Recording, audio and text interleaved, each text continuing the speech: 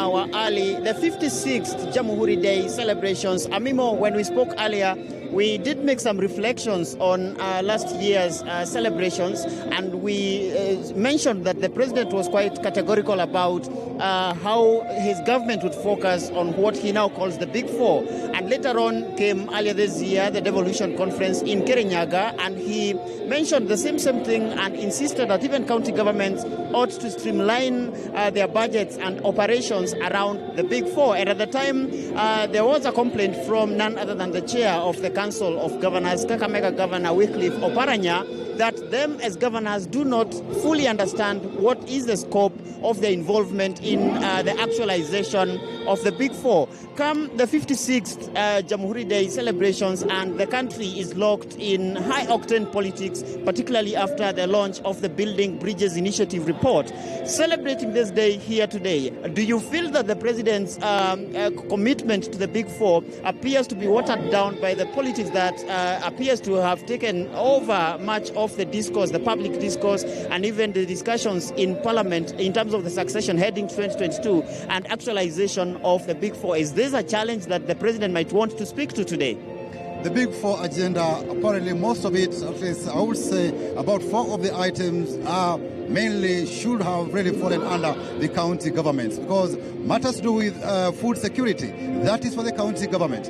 Matters to do with manufacturing, most of this land is in county government. So we need, when we talk about manufacturing, we need to see a situation where those cottage industries or light industries are revived in the counties. Remember, during we are not short of these particular policies. In 1986, we had that particular thing we call district focus for rural development.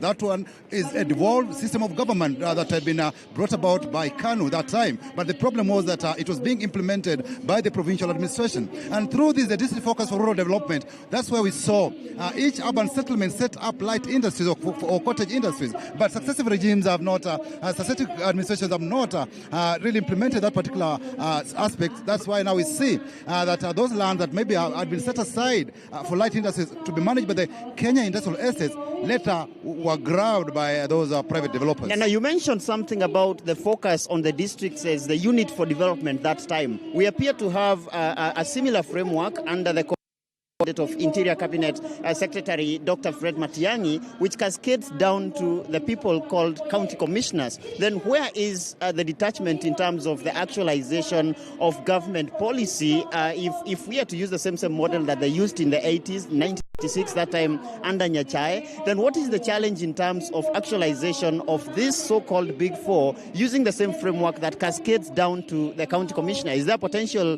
clash between, the root of the provincial administration? Kenya nchi yetu.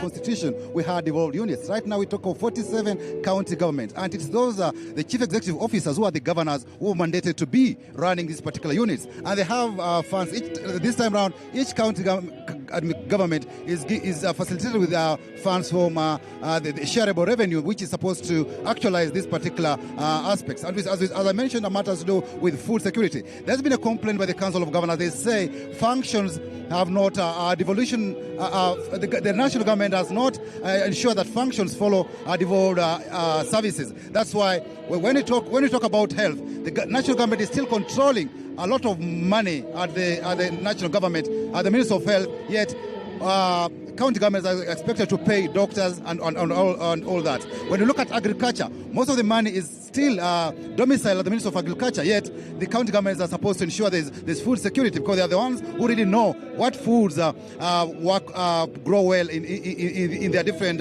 climates and biomes. You look at other matters to do with manufacturing. We had, as I did mention, we had spaces set aside for the industrial estates where we had to come up with cottage industries. Now these the sheriffs, the new sheriffs in town are supposed to ensure who really grabbed that particular land that was meant to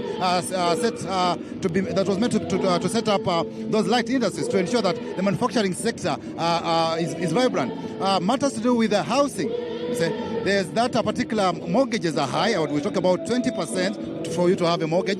And the government had come up with that, what we call the Kenya Mortgage Refinance Company, which is supposed to ensure mortgage is cheap, maybe to come down to 7%. And that's what the president said last year when he addressed the nation from this ground. And at the time, the promise was that the government was to deliver 500,000 housing units annually.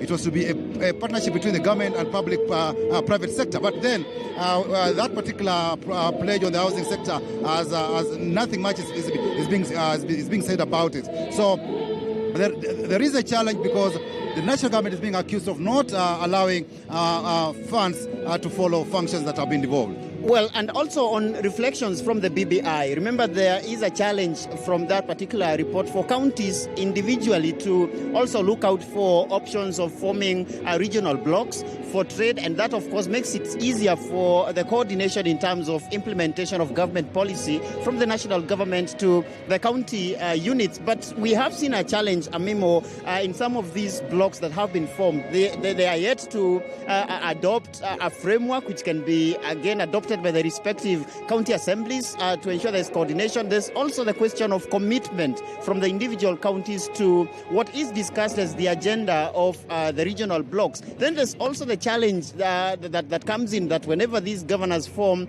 these regional blocks, we have seen one in Ukambani, one at the coast. There was a proposal to form one in the Mount Kenya region. It becomes fodder for political talk that perhaps person or people are realigning themselves ahead of the coming election. Therefore, quite a lot to look up to in terms of devolution and the success of devolution 56 years into self-rule. Nyayo National Stadium being the venue where this event is happening, perhaps in terms of what entertainment ongoing, Kenyans still streaming in their numbers, quite a huge number, I would say. Even when we were coming in, were still at the gates making their way in here. And the usual fanfare we expect, the entertainment from the military as well as part of what is ongoing here. But moving on with this discussion, Amimo, the whole question on the Big Four. I remember last time when we spoke in Narok, we mentioned about a warning that came from the budget office in Parliament that